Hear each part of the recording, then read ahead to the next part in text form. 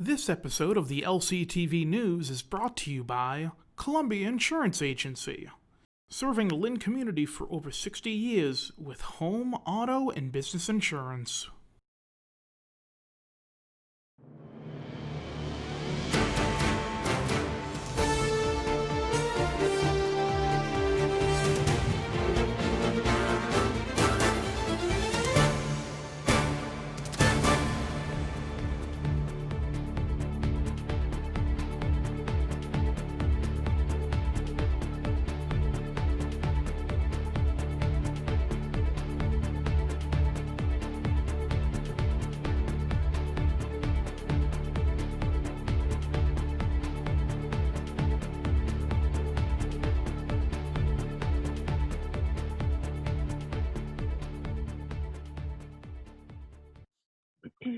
All right, welcome to a special LCTV News Social Justice Forum, and we have a good discussion for everybody today. Got a nice panel here, a nice diverse panel that, representing the city, because the city of Lynn is a diverse city. So before we get started, I'm just gonna have everybody introduce themselves, starting with Carolina.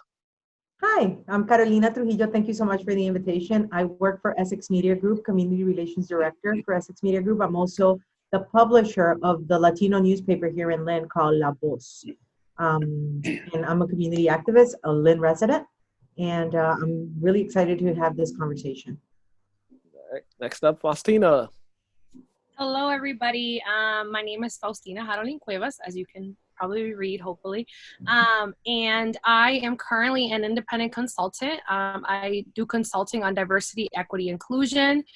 I am a product of Lynn, Massachusetts, and really excited to be having this conversation because it's something I'm extremely passionate about.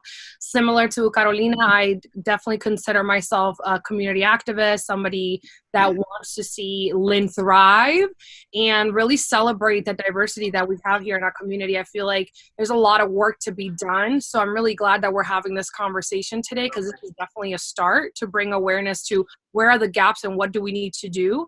I identify as Afro-Latina, as a Black woman, as a Dominican, as a daughter of Dominican immigrants, and I am just really proud of my heritage and where I come from. And using those identities, I've been able to navigate the world and learn a lot about what social justice means. So excited to dive in today and talk to all of you. So thank you for having me, Mukala. No problem. All right, next up is Cinda. Hey everybody, my name is Cinda John, born and raised in Lynn, owner and creator of the Faces of Lynn magazine, and as well as everybody else, I'm a community organizer and a community activist. And Marvin.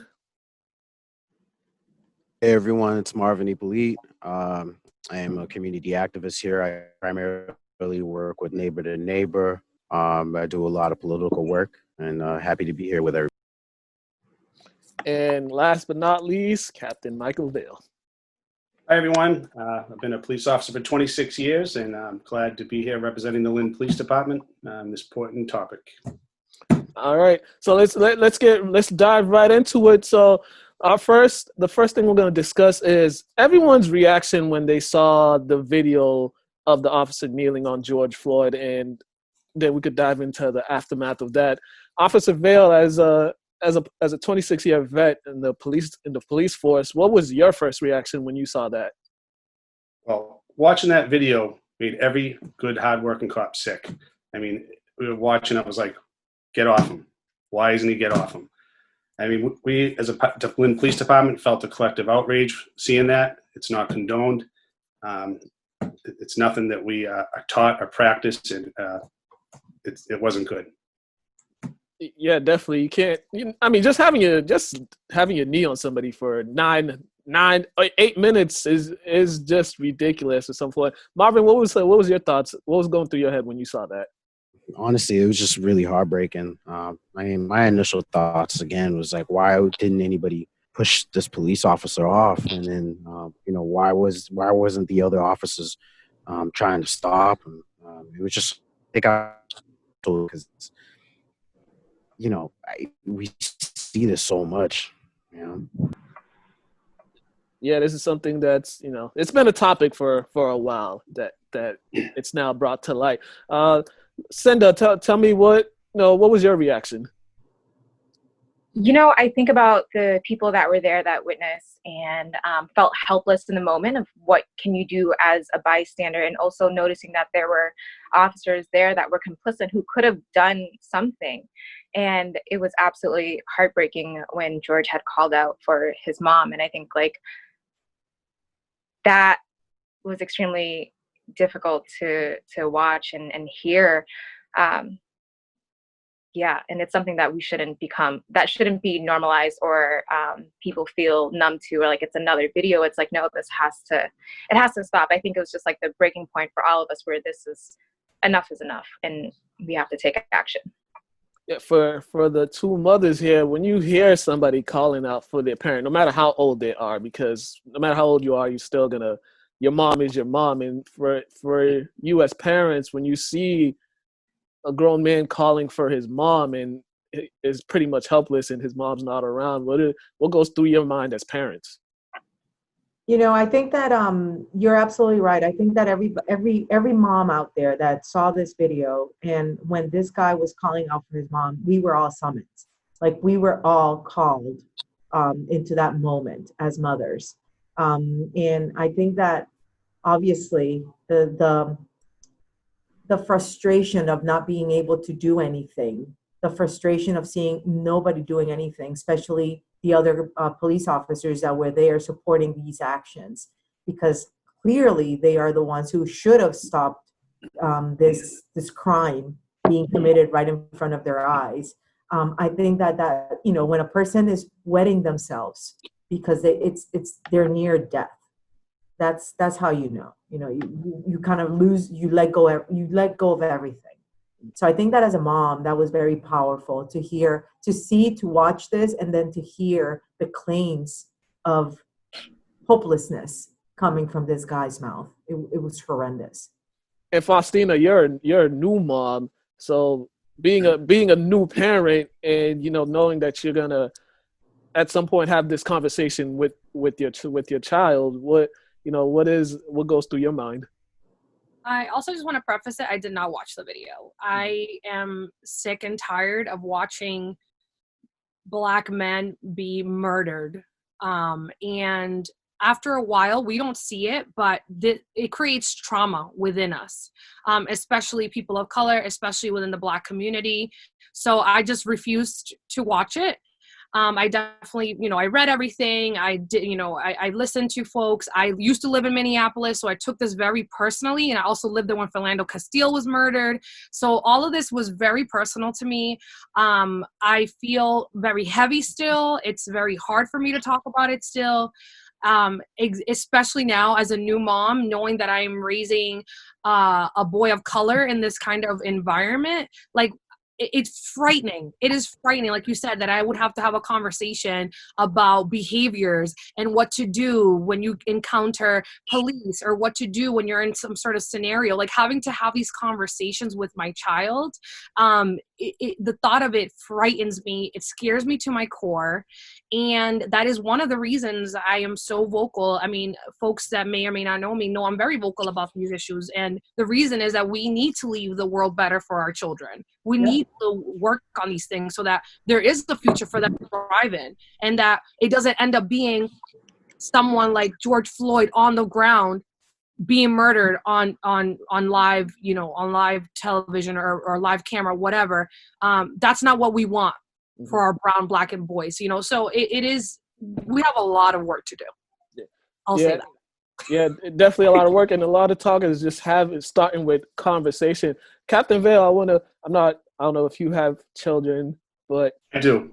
Okay, so you have 4 children. So you hear Faustina talking about the conversation she has to have when her son gets older. Carolina, the conversations she's had with her son as he's got older. From your perspective, person that's not African American, we all have different conversations. But as for you, what are the conversations that you would have with your children, just to let them know of their privilege, or just let them know that if things like this happen to African Americans because of the long history America has with African Americans, the long history that's not talked about a lot. What are some of the conversations that you have with your kids, just so they could know what's happening in the world and what's happening to other people? Well, my 15-year-old daughter is the only one I've had conversations with. The rest of my kids are younger. I tell her, if anything, injustices like that, they're not tolerated. She's asked me questions when she's seen stuff, police doing the wrong thing in other communities. What happened in Minneapolis was 1,400 miles away. And I mean, I tell her that's not how we act as the Lynn Police Department. We have great officers. And I tell her, we're doing the right thing. We're taking the best trainings we can take. Chief McGarry has us attending social justice and procedural justice trainings. We've had trainers fly in from New Jersey, Rachel Godsill, to train officers in the department. And we're doing the best we can. We have great officers, and we're really making strides to work with the community. Now, charges weren't brought to the officers that happened until the protest began. It literally took the residents of Minnesota to burn the city down. We saw buildings being lit on fire. We saw the whole city get lit on fire, and then the charges came to light. Just all of you, everyone, just talk about the importance of protests. There's been a lot of people criticizing the protests, the rioting and looting. Can we just talk about the protest that's going on throughout the country? I'll start with you, Cinda. So I'm glad that it's become such like a national outcry for injustices and calling for accountability. I think it's really powerful and strong to see the solidarity of many communities coming out. We have witches, we have the Amish coming out, we have monks that are coming out and protesting, and it's like these injustices can't be ignored any further. So this uprising of people speaking out is something that is very much needed, and I hope these conversations continue, because we can't just have it be a super trendy topic for a few weeks and then have it go away. So I hope that people continue to amplify each other's voices, use platforms, and continue to fight for justice and equality. Faustina? Definitely agree. It's really powerful when you see for the first time 50 states participated in protests. Like, that is powerful. That is telling that people are fed up with the racism in this country that never went away, by the way. Okay. People want to talk about, we lived in a, post whatever society where we don't have these issues. It doesn't exist. No, they're threaded throughout everything in our society. That's what systemic racism is. It's when these things are more embedded so that you can't necessarily touch it and feel it, so it doesn't feel as real. But for some people, they live in that space every day because of the color of their skin. So protests are necessary to move the agenda forward.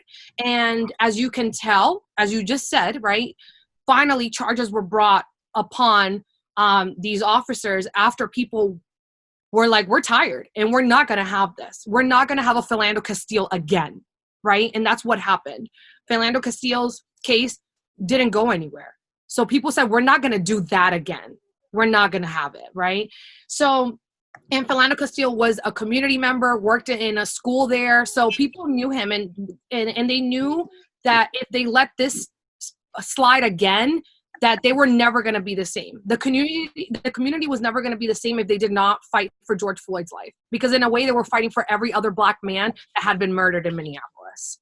So protests are definitely necessary. It's a way to move the agenda, and history has told us that that's what we need to do. Yeah, Carolina, and we've seen a lot of backlash with protesters because of the rioting and looting that happened. And then when we get more information, we see that those rioters and looters were not part of the protest that was going on. Those were leeches that just came on looking for a reason to riot and loot. How can, protests are going to happen, rioting and looting is going to happen, but how can we as a society ensure that people don't come into to try to hijack what the movement is about? So I think there's two things built in that question. So the first thing is the rioting and looting, historically speaking, and I'm not going to condone violence here, and I'm going to say go and riot and go and loot and take everything, because in reality that In a perfect world, that should never happen. We should be able to protest, express our voices, get our message across without having to inflict in any violence whatsoever, destroy our cities, destroy, the business community, destroy all these things. But sociologically, if you look at it from a sociological perspective, the looting represents a movement that tells the person in charge, I'm going to take what's most valuable for you. I'm going to take what you give the most value to over my life. So I'm going to take the Marc Jacobs, and I'm going to take the Apple Watch, and I'm going to take all these things that you're going to be really pissed about because I'm taking from you. And you're not paying attention to me. Hence, I'm going to take from you what you appreciate more than me. Mm-hmm. So that's the message that we can hear because we're so concerned from our capitalist mind about, oh my God, they destroyed the stores and they took all these things. That said, of course, we don't want people taking things because it diminishes the messaging that we're trying to say here. Mm-hmm. The only thing that we're trying to say here is there's systemic racism, there's a system of oppression. It's been going on too long and it needs to stop. It needs to be reviewed. Even with civil rights movement, we still find a way, the dominant race found a way to get all these policies in place so as a person of color, you wouldn't have the same opportunities. That's the history of our people, all right? Now this needs to be reviewed, this needs to be changed, and we need the system. People say the system is broken. The system is not broken. It just doesn't work for people of color like us. So hence the system needs to be changed. It's not broken. It works perfectly for the people that the system was designed for, which are the white people, the dominant class, all right? So I think that those two messages, we have to not condone and not congratulate people who are going to hijack our protests and go and loot and have this separate agenda. But at the same time, there's a message there that we need to be looking at. Why are these people feeling that the only way they can get these things is by stealing them? Yeah. Why do people need to go and steal TVs and steal iPhones? And because they're never going to be able to afford them. Yeah. So we should be having those conversations. We should be asking, why can't these people afford these things? I'm pretty sure people don't need 10 TVs at home, but why are you needing to go and loot to have these things? Mm-hmm. So again, and this is, I don't want to incite violence, and let me be very clear on that. I'm not in agreement, but from an empathy perspective, I can understand why people are so upset and they need to hear their voices in any way, shape, or form. Is this the right way? I don't think so. But we have to, at least, if we want to look and change our perspective, we have to look at every possible theory in order to get to an outcome. Yeah. That's my only saying on that. And Marvin, another thing that we need to look at. So Brianna Taylor has kind of almost been a forgotten figure in all this. You know, we're talking about George Floyd, we're talking about Ahmaud Arbery, but Brianna Taylor, she's been, you know, the media attention for her has went away, and also no one has been charged in this case. They pulled out a report and they said the report, it was just blank of what happened to her. You know, she's laying there dead. So Marvin, how can we keep people informed about the things that are happening to African American women? Because African American women too are facing this struggle, this injustice, and for some reason they get overlooked. I mean, what happened to Taylor was so sad. And again, I think it's just, you know, each one of us individually being intentional about it, talking about it with our friends. You know, that case in particular for me is really interesting because you had police officers, no knock warrant, plain clothes, coming in, and they actually had the person in custody already. Just so messed up. And they shot her dead while she was sleeping. But also her boyfriend owned his firearm legally, was a licensed firearm owner. And he defended himself, and he's actually in jail right now. And sometimes, you know, I look at what the media does. The media is always trying to divide us. This is a situation in which a lot of conservative white folks need to be standing up and talking and saying something about this. This is state-sanctioned murder.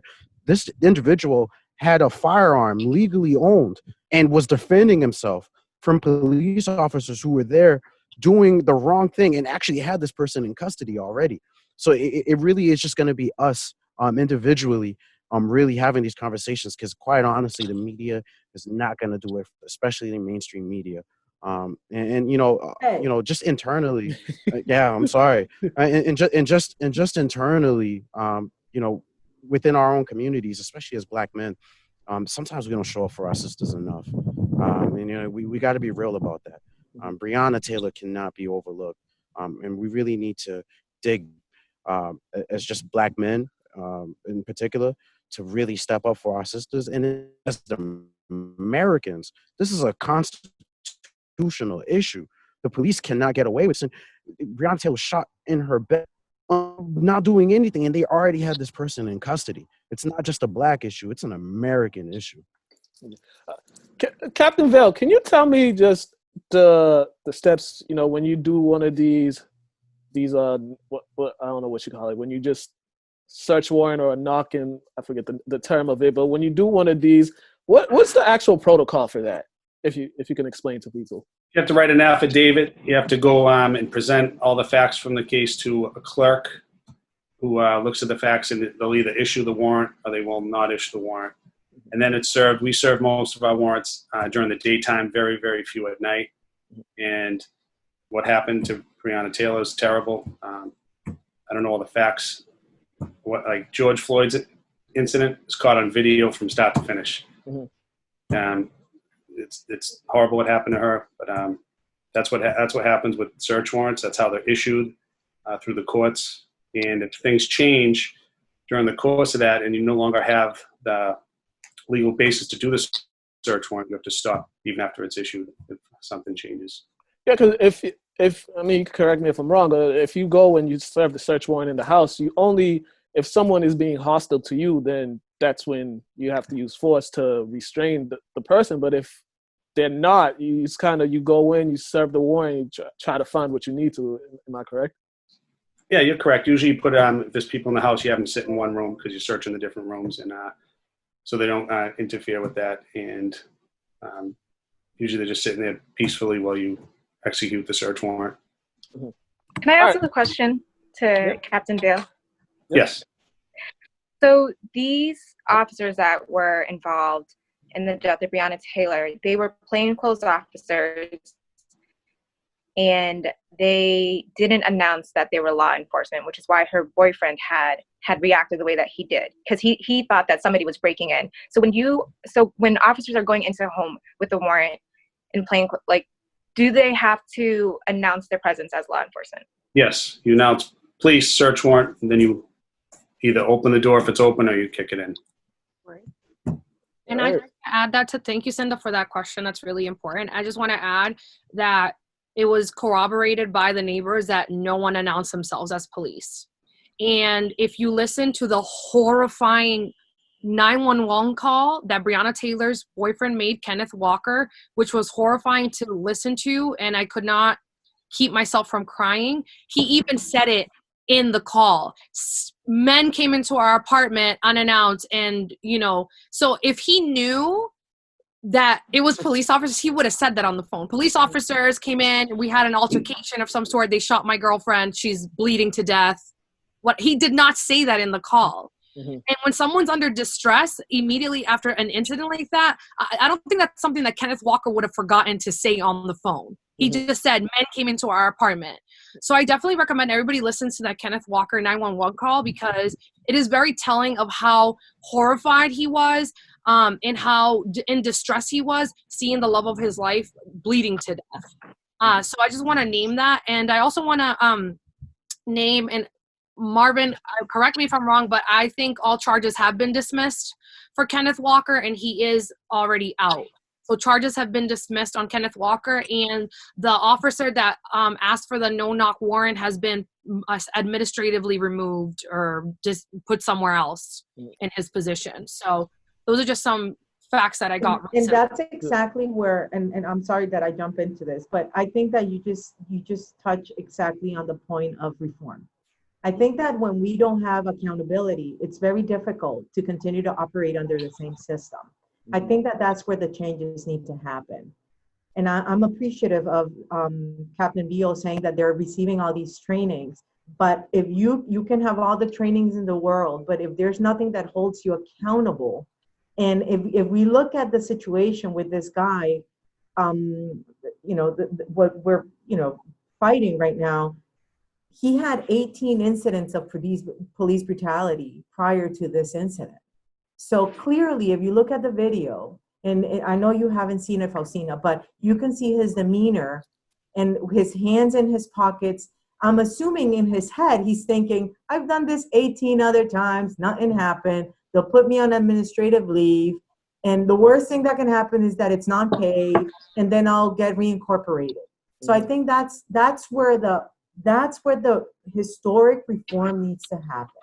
I think there needs to be some independent review or independent organization, I don't know, group that looks at all because some people say, yeah, let's have video cameras on police. Yeah, if there's nobody to look at the recordings and it becomes a huge kind of like library of recordings, what's the point of the cameras? The point of the cameras is to have some recollection of what happened. Mm-hmm. And if there's nobody saying, okay, well, this didn't seem like what Captain Bale is saying, we have to do point A, point B, point 3. These are the protocols that we have to follow. If there's a violation of those, then you're going to be held accountable. It's not administrative leave. That's not what I want from a police who's a brutal person. I want him to be escorted out and make sure that he's not going to get a job in another city with another government. That's what I see as police reform. Mm-hmm. That's what I see as really looking at this as a systemic issue that needs to be looked at and hold the people accountable. Well, accountable. Definitely. Thank you for your point, Let's Carolina. have logical consequences for poor behavior.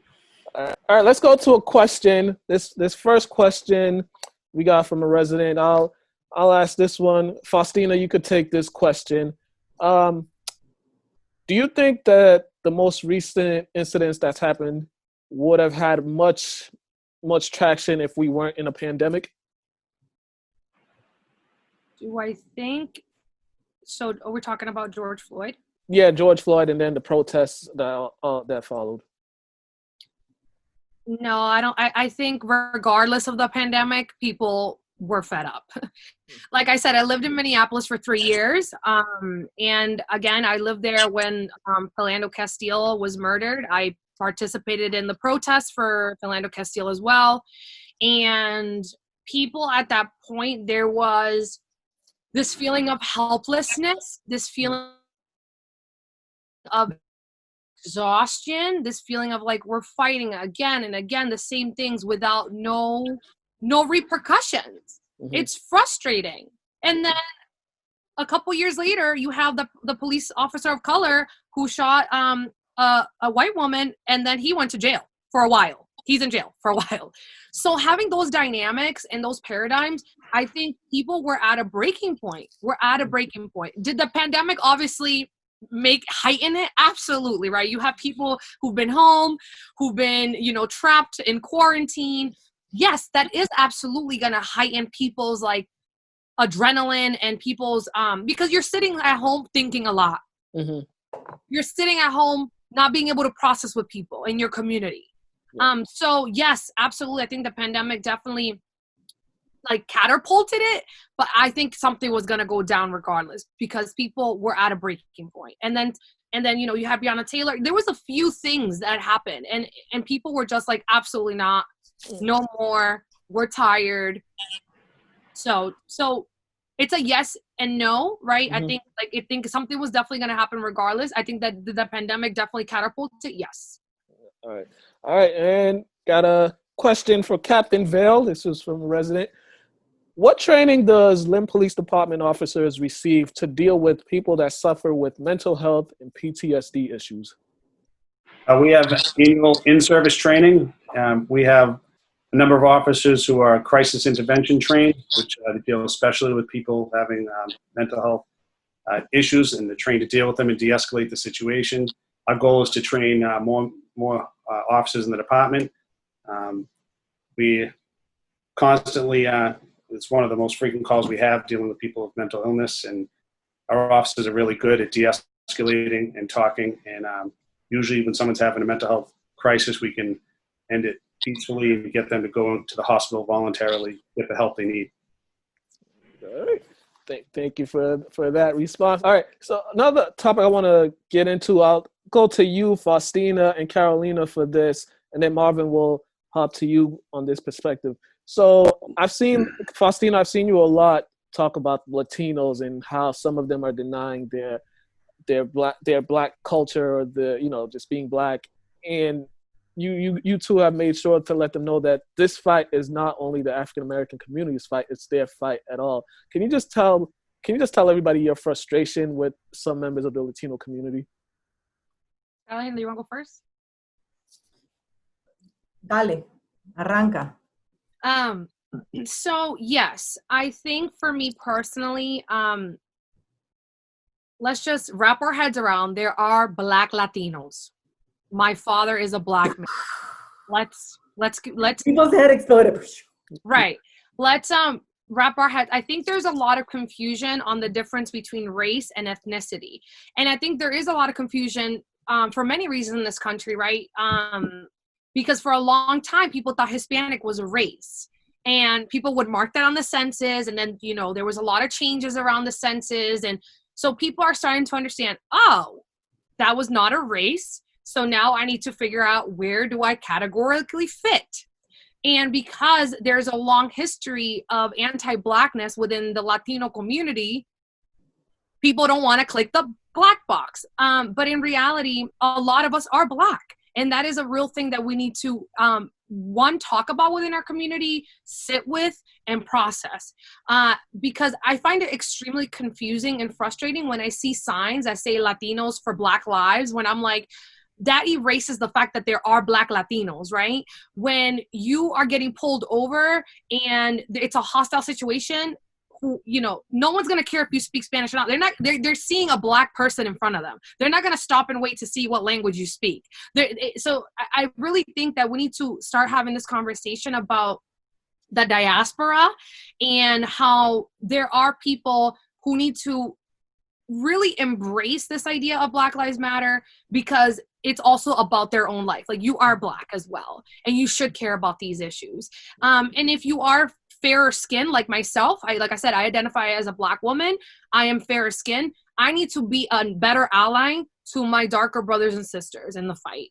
And I need to understand that. So we have a lot of work to do, and it starts with just really understanding our history, understanding the transatlantic slave trade, and really for again, please do your research.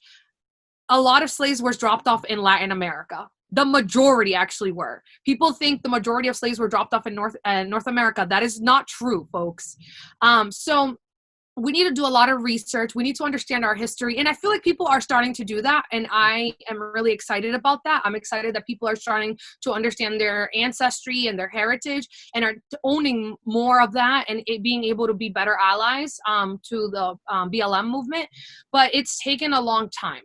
And we just don't have that type of time anymore. So we need to speed it up. And I'll leave it there.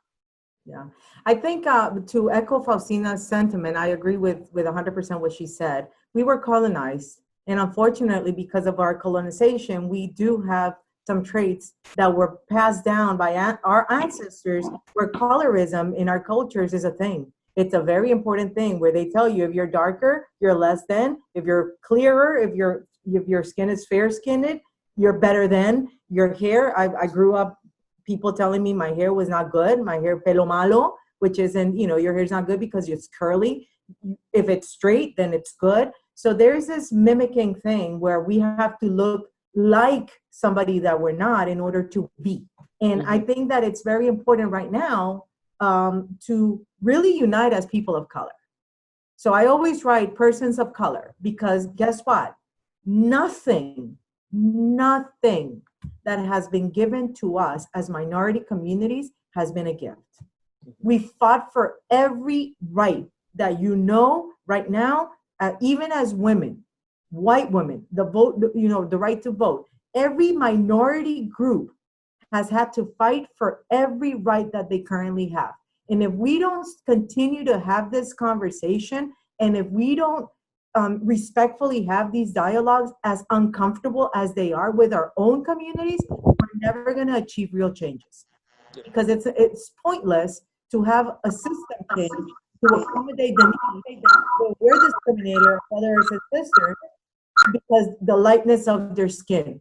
So no, you're like, they tell me, but you're not black. Why do you affiliate with black? Guess what? I have black blood. I have Spanish blood. I have native blood, because that's what we were when we got colonized. Mm-hmm. And we need to come to terms with that. And that's okay. There's nothing wrong with that. Yeah, that's okay. Yeah, definitely. And whoever says it's not okay, then they're the problem. But we have to unite and fight for rights, because they're not going to just come knocking on our door and say, hey, Faustina, I have all these Bill of Rights for you. Yay. No, that's not the story of Black people. That's not the history of people of color in this country or anywhere in the world. So. All right. Thank you for that. So moving quick with time. So I'm gonna go to Captain Vale, then Marvin, then Cinda. Marvin's identity was stolen. There's two Marvins. I know. I got him in. So first off, Captain Vale, can you just talk about the mental health for law enforcement, and police officers when something like this happens, and then Marvin, after that, can you just talk about the impact these protests is having on the African American community and us moving forward? And then Cinda, can you just talk about that with the Asian community, please? So we'll start off with Captain Vale. So we know when something happens is police brutality in another part of the country, it affects us here in Lynn. And like I said, Minneapolis was 1,400 miles away. It does affect our officers because they come to work every day. They care about Lynn. Most of the officers that work here are from Lynn. And everything you're seeing is negative now. It's anything bad an officer's done is being on the news media. It's over and over. It's played on social media. We do a lot of good things in the community, and that seems to have been forgotten. We do a lot in Lynn. We do a lot of outreach. We have the teen drop-in center. 150 to 200 kids come every week prior to the pandemic. We have Coffee with a Cop. We're there at community dialogues. Do that once a month. We have a turkey drive, a Christmas party. We do so many things, and it does actually bother the officers. We feel like all of a sudden we're the enemy. We're not the enemy. We're on your side. We work together, and it hurts. We're families. We're human beings. Mm-hmm. Yeah, thank you for that. I mean, yeah, it's when something like that happens, anybody, even if they don't have nothing to do with it, you see somebody with a badge, they just associate you with other people that do other stuff. This happens in any community, but it's just good that people are moving forward and they're open to have dialogue, because some people weren't open to have dialogue with their constituents or with residents about things like this. Marvin, can you just talk about this impact on African Americans? Because African Americans, they don't have great history with law enforcement. Sometimes when they make progress, then it's like 10, 20 steps backwards. Just can you talk about how the impact this has had? Because we've seen more people wanting to learn, wanting to understand the experience, wanting to open their minds and not just have this one-sided mind. They're actually open to discussion. Can you just speak on that? Yeah, before I start, I just want to be clear. Like when we say African American, we have to be really intentional about what we mean by that, right? Like I am Haitian American first generation, right? Yeah. So, there are African Americans who are descendant of slavery, and they have a really unique experience here. So I can't really speak to them, but I can speak to my experience as a Black man in this country. I could say for a lot of African American folks, this is just completely traumatic. This is the result of years of oppression. You're talking slavery, Jim Crow, destroying what Black folks have built during during Reconstruction, and then constantly being hit with these visuals of Black bodies being killed by police and by other white folks, and them not being held accountable. It is completely and utterly traumatic. And it's enough to make somebody angry. It's enough to make somebody check out. You know, there are people deal with trauma and pain in different ways. But you know, watching that happen to George Floyd was just god awful. And you know, this is something that, like, when we tie in and we talk about, you know, just look at our city council in the last election, right? To a lot of the answers of mental health, their answer was more police, right? More community presence. And really, that doesn't do anything. It doesn't get to the root cause of this pain, of this trauma. You need more than just police. You need mental health counseling. You need affordable health care. This just ties into so many things. And you know, it's just not enough to express in the time that we have. I just want people to really understand that. Yeah, definitely. Thank you for that response. Cinda, I've seen you on social media. You've called out people. You know, when COVID-19 hit, there seemed to be a spark in, you know, hatred towards Asians, no matter where they were from. If they were from China, if they were from Japan, if they were from Cambodia, it seemed to be they were being profiled and they were being blamed for that. And then you see this happens, and you see some of those that were victims of, you know, they were being racially profiled and are now silent, and you've been on the forefront of making sure that they speak up because people spoke up for them when they were being profiled. Can you just speak more about that? Sure. So the anti-Asian attacks were from our current occupants of the White House who called it the Chinese virus. And a lot of times people think that Asians are a monolith, but they're not, right? You have East Asians, you have Southeast Asians, and you know, the model minority myth was sold to Asian Americans to primarily pit us against the Black and brown community. So you have the good immigrant versus bad immigrant. And so speaking for my family and my experience only is that, like, my parents are Cambodian genocide survivors. So when they came here, they were just happy to, one, be alive, and two, be able to start a family and continue to survive. So their only obligation, their only task was to survive. So if there were injustices, they wouldn't speak up about it because they were forced to be like, you know what, you need to be grateful that you're even here.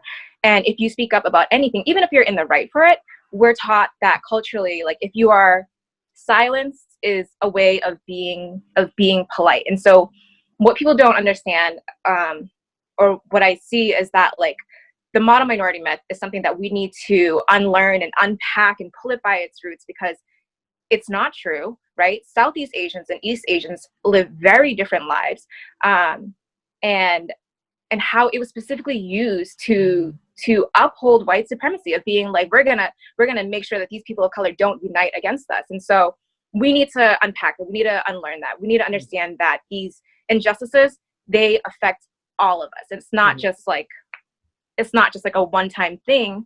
And so a lot of these conversations, they need to start at home. They need to start with our friends. We need to call out understanding the fundamentals of basic human rights, and how an unarmed person getting murdered for no reason at all is never justified.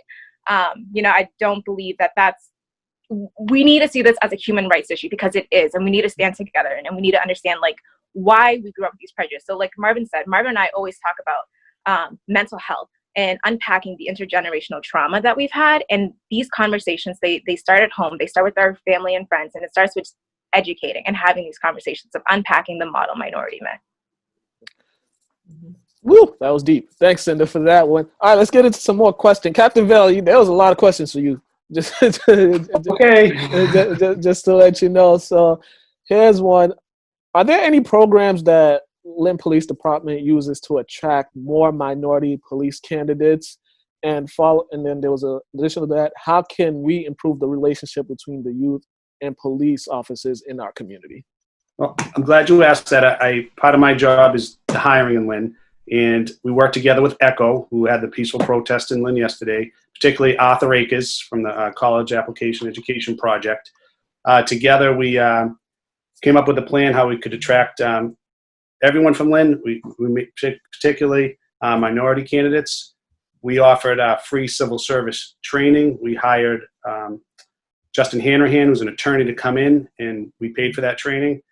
It was open to all Lynn residents, and we increased our numbers. The test in 2017, we had 10 Black candidates. This year, we had 21 that took the test, so we 100% increase. We're making our efforts. We're putting it out there.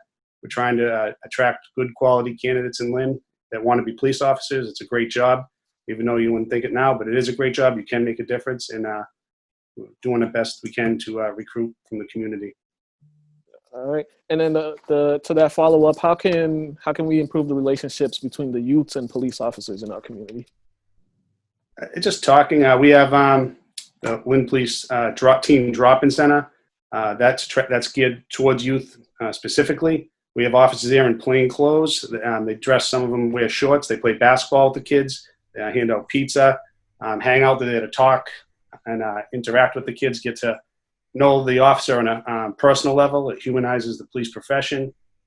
We're always doing things like that, community outreach, and that's one of the best things I think we've ever had in the city is the Teen Drop-In Center for police community relations. All right. And now this question, everyone could get a crack at this question here. What will we do if the officers are acquitted in the George Floyd case? And we could start with Marvin and then go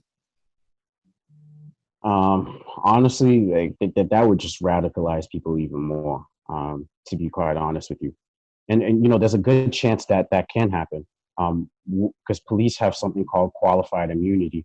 And right now, on the federal level, there's a lot of bills that are looking to address that, to remove that immunity so that you can sue a police officer directly. But also, when we go back to that trauma piece, Black folks, especially in this country, are kind of, I don't want to say they're expecting it, but they wouldn't be surprised because that's how deep the racism goes in this country. And it would be such a shame because us as a country allowing that to happen to Black folks opens the door for the police to do that to everyone and take away everybody's rights. So just, I hope that doesn't happen, but if it does, be prepared for a real big pushback. Carolina? I agree. I think that if you didn't like the first looting, there's going to be a lot of looting and a lot of burning and a lot of, unfortunately, peace protests were received with forced arms by our government, which also made people very, very upset and question how much you value us as a community. So I agree with you. I think that it's important that they set a precedent. If they really want to start addressing these issues, it would be great if, again, accountability. We need to unpack these things and hold people responsible and have logical consequences for acts that clearly are beyond, like Captain Bagel was saying, beyond what they're supposed to be doing. Mm-hmm. And that's just reality. I think that it will be a huge uprising. I agree with Marvin on that. I think it's gonna be really devastating. Faustina? I definitely want to echo what Marvin said. Like, y'all thought people were mad before. Like, that was nothing. I think people are at a breaking point. It's exhausting. It really is exhausting. As someone who's experienced racism, I cannot imagine the traumatic, internalized, hurt and pain that Black men specifically have had to endure for so long, and then to be at the peak of justice, right? Because they were arrested, they're charged, even the charges were, increased. To be at that peak of justice and to have that stolen from you, I would be naive to say that there's not going to be an uproar. Mm-hmm. I would be naive to say that. But on the other, so I'll put that, it's not a but and I'll put that there. And then I want to say, like the captain was saying, that Lynn PD was like outraged when this happened. They were all against. I would love to see a collective front from police departments across the nation, if that does happen, if they are acquitted, be upset. Be vocal. Say, we do not agree with this verdict. This was clearly wrong. As trained police officers across the nation who know we're not supposed to do that, we do not stand for that. We want justice for this man who was wrongfully murdered. Like, I would love to see that. To me, that is what we need. Mm-hmm. If police officers across the nation want to say, we don't agree with that, we don't stand by that, we'll kneel with you in solidarity, whatever it is, which to me is performative. I want to see action, right? I don't want to see performing allyship. I want to see action that backs up that allyship. And to me, that would be, I don't even want to imagine that that's what's going to happen. I'm going to stay focused and say, we're hopefully going to get a conviction here. But if it does happen, I think that that's what I would like to see. I would like to see that solidarity. I would like to see all those police departments that came out and condemned that act to do something, to use their voice and their power in our society to do something for once. All right, and Cinda? Yeah, I'm just going to echo what everybody else has said. There needs to be a conviction. These officers need to be held accountable, and that goes for every other case that is still open and there's still injustice out there. No one has been charged or convicted or held accountable for these murders. There will definitely be an uproar, and it's so traumatizing. It's heartbreaking. It's feeling of hopelessness because you have video evidence of what happened, and we see, and this is something that has been repeated time and time again, like the Rodney King beating and how those officers, they weren't found guilty. And we have the video. How are you going to say that you were scared for your life when this man was on the ground? And so it just leaves a feeling of hopelessness, and there will definitely be a huge uproar and like ballots though. And so it just makes my blood boil, even just like thinking about it. There's nothing more that I can add that hasn't already been said. And Captain Vale? There's hold on. Yeah, there's no way that he's not going to be found guilty. The officer was leaning on his neck, committed murder. It's on video, plain as day. The outrage, if somehow the charges were dropped, there would be outrage from the Lynn Police Department because that doesn't represent us. That doesn't represent how we treat people, how we're trained, and how we care about the community. So you're right, Faustina, that there would be outrage. All right, we're moving on time. We've gotten through the majority of the things on the list. We got about 15 minutes left. So moving forward, where do we go moving forward? How do we keep this momentum going? We don't want this to die out. We want this to keep going. We want the open communication, the dialogue between law enforcement and the people they serve to keep on going, just so the relationships could improve throughout the year. So we'll start with Marvin. How do we keep this momentum going? Honestly, it's gonna be having some real uncomfortable conversations. I'm old enough to remember, I've been to so many marches. It feels like every year, and I'll be honest with y'all, I am tired of protesting. I want some action, and there's gonna be some uncomfortable truths. We need to really talk about the history of police in this country. The history of police, since its inception, it has its early roots in slave patrols. And then after that, being used by wealthy robber barons to keep poor people of all walks of life down, right? And it's been reforms, people every year fighting to make it a more fair, just system. But we need to talk about what this thing is. And then we also need to talk about the defunding the police movement. We got to have that conversation. New York City had a $5 billion budget for police. That's outrageous. And in this country, and even in the city, a lot of people think the cure to crime and mental health is more police. And honestly, the studies show that that's not the case. We need to be investing in the stuff that, to be quite honest with you, a lot of our leaders don't want to invest in. More affordable housing, more mental health access,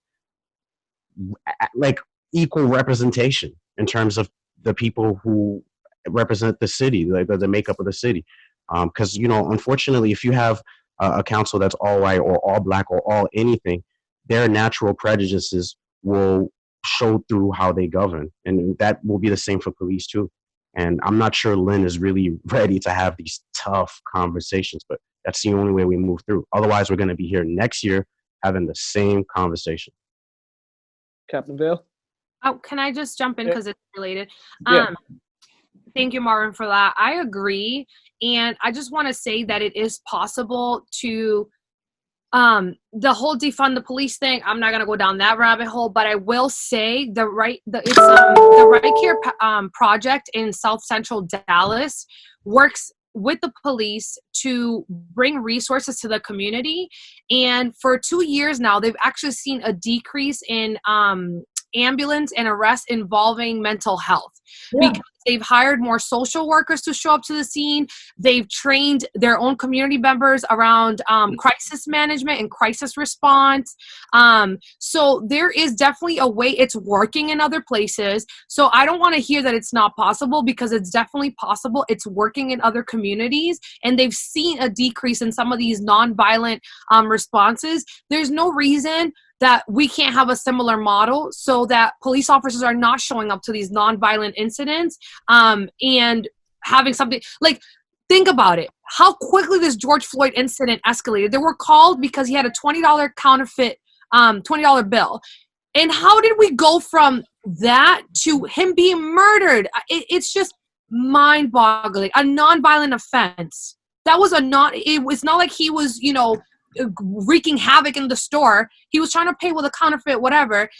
And it's like, how did that escalate so quickly, right? Mm-hmm. And if we think again about what the Right Care Project, this organization, and what they're doing, that could have all been avoided, right? That could have all been avoided, again, if we have these measures in place, if we train our own community members to be able to respond to these nonviolent things, if we have more social workers in our community that look like the community, by the way, because we do have social workers, but again, the identities do not mirror those of our very diverse community here in Lynn. So we do have a lot of work to do, and I'm very passionate about this. I have told council members, I have told people over and over again who know me, because I went through all in public school, who a lot of those folks were teachers or former people that I know.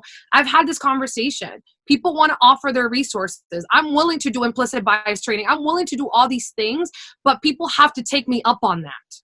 That's the part that, for me, it's like I'm extending the hand. No one's grabbing it. Mm-hmm. Hey, that's a very valid point, Faustina. Thank you for that. We'll go to Captain Vale, then Cinda, and then Carolina. Like Marvin said, as the police officer and our police department, we're willing to have conversations with the community. We plan on meeting with ECHO. We met with them. We used to meet with them once a month up until last year. And actually, we brought ECHO in, and we came up with a joint program. It was Police Community Conversations, which ECHO came in with members of the minority community to sit down one-on-one with every single officer in the department for an hour-long training to build trust, to air grievances. We talked about experiences, good and bad, they've had with the police, good and bad experiences we've had with the community.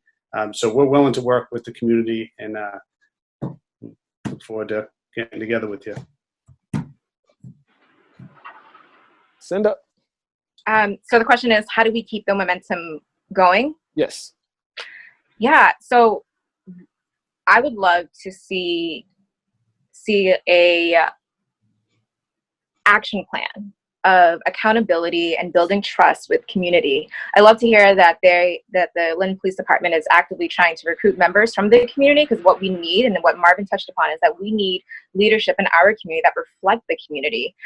And so if we can have a track record and getting young people involved, getting community leaders involved of color that represent it, and talk about, like, how are we going to hold the Lynn Police Department accountable, right? Are we going to talk about creating a civil review boards commission where people can file a complaint against a police officer to an independent review board, right? And how do we get people that we trust in an independent party to go about that? How do we build that relationship? So if we can see progress and a committed action plan and continue to call for justice, I hope that that's something that would get people involved and people to have hope within our city government. And last but not least, Carolina. I think that that those conversations, I agree with Marvin. I think that we just need both parties to sit and have these very difficult conversations. But more than just have the conversations, have an action plan. I agree with Cinda with that too. I don't think that we need to stop at conversations. I mean, there's a wrongdoing that needs to be righted. So right now we need to find a way to right the wrongs that we've had systemically through 400 years. And I think that looking at the history of the police, looking at what they're doing now, the police has a function in society. Crime is not a social construct. We still have drug dealers. We still have people killing others. We still have all these things that are happening. It's not going to go away because we defund the police. So it's not about taking the money from the police. It's about really looking at their budget and using it where it's needed, and making sure that the police understands that protect and serve all. That all is us too, which I think that some officers in some departments have totally forgotten that the all is a word that encompasses everybody. And that's where the issue is. They are protecting and serving, not all. That's not what they're doing. So I think that's where I would leave it. What is it? Of implicit bias.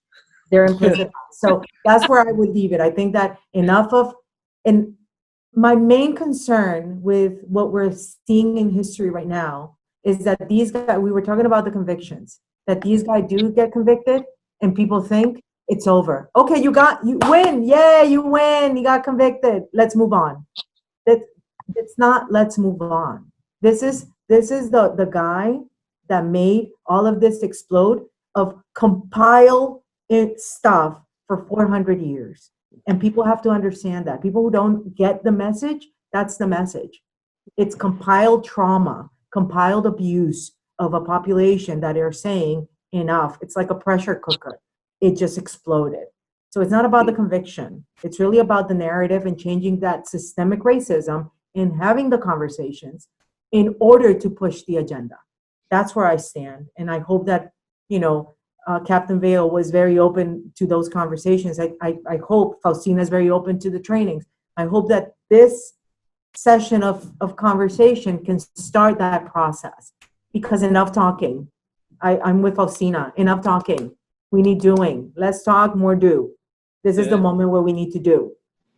And that is a great way to end this discussion. This was great. The time flew by.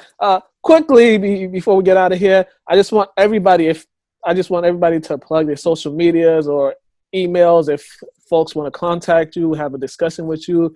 So just plug that in so we could continue to start this conversation. We'll start with Carolina.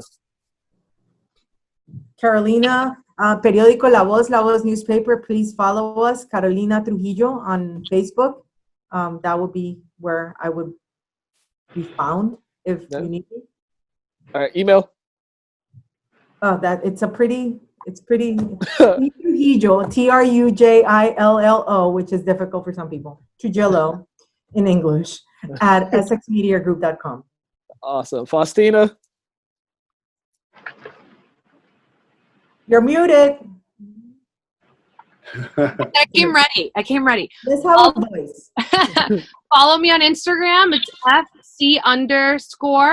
FC_DEI Consulting. You can follow me there for social justice content, just educational materials, resources, all that good stuff. And you can also email me at faustina.cuevas@gmail.com. And I'm pretty sure this is backwards, but y'all get that. I just want everybody to know Faustina has always been this extra since high school. So yes, Mukala knows this is not new. This is not new. Cinda.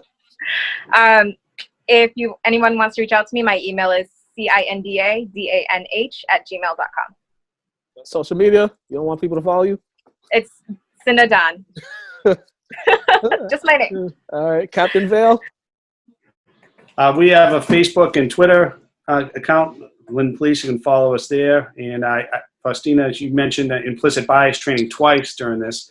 I just wanted to let you know every member of the Lynn Police Department in 2016 and 2018 had implicit bias training. as part of our in-service. And just want to let you know that. And if you need to get a hold of me, my email is michvail@lynnpolice.org. Right. And Marvin? You could email me at hmarv123@gmail.com. You can also catch me on Instagram at Marvin, my first name, 45, so FOR5. All right. Hey, thank you everybody for this. Thank you, Carolina, for, this was your idea. Thank you for bringing this idea to light. I just want to thank everybody once again for having this conversation, for being a part of it, everybody being open-minded. Captain Vale, we want to thank you for joining us. I know Thanks for having me. Difficult time, but it's good that you're here. It's good that you're here to have these conversations. It's always good to have you guys in so we could hear your point of view and you guys could hear our point of view. So I want to thank everybody. You guys have been watching a special LCTV News Forum on Social Justice. I want to thank my guests. I'm your host, Mikhail Kabongo. Have a great day, ladies and gentlemen.